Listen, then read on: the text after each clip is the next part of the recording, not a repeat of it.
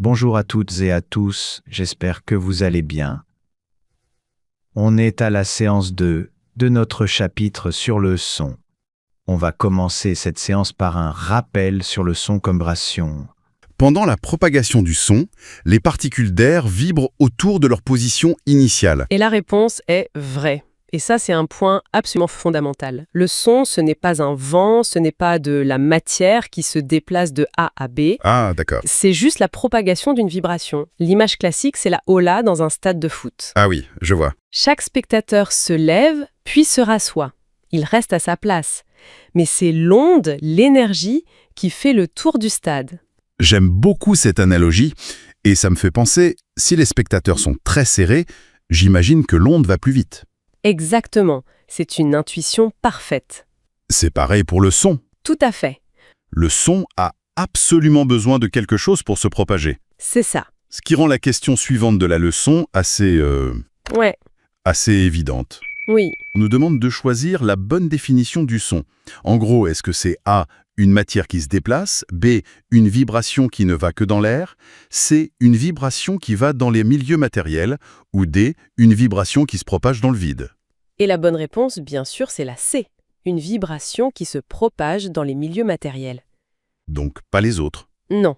Voici ce qu'il faut bien maîtriser pour aborder notre séance d'aujourd'hui. Le son est une vibration qui se propage à travers un milieu matériel d'un émetteur vers un récepteur. Le son ne se propage pas dans le vide, il nécessite un milieu matériel.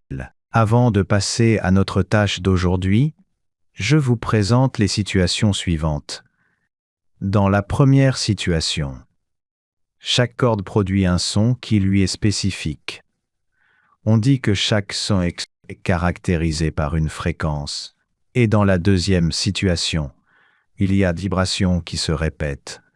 Le nombre de répétitions en une seconde est appelé fréquence. Avant de passer à la détermination de la fréquence, je vais la définir. Soyez attentifs, on va utiliser les notions qu'on a vues dans la première séance du son. Comparons la vibration de la membrane pour chaque situation. Dans la première situation, la membrane vibre lentement. Par contre, dans la deuxième situation, elle vibre rapidement. Conclusion. Dans la première situation, la fréquence est plus petite. Dans la deuxième situation, la fréquence est plus grande. On peut représenter la vibration d'un point du milieu de propagation par le graphique suivant. Le premier point représente la position initiale et le dernier point, c'est le retour à la position initiale.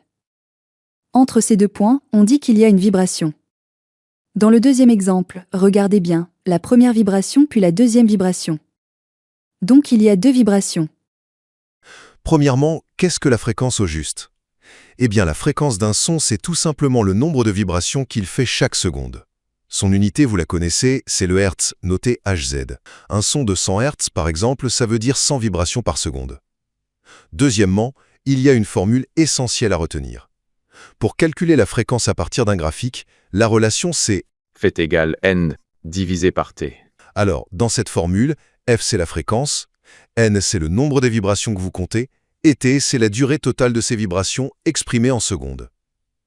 Enfin, la méthode en 3 petites étapes. Étape 1. Vous comptez le nombre de vibrations complètes, donc les motifs qui se répètent sur votre graphique. Ça, c'est votre N. Étape 2. Vous déterminez la durée totale, T, que prennent ces vibrations. Et assurez-vous qu'elles soient bien en secondes. Étape 3. Vous appliquez la formule. On divise le nombre de vibrations par la durée, et voilà, vous avez la fréquence en Hertz.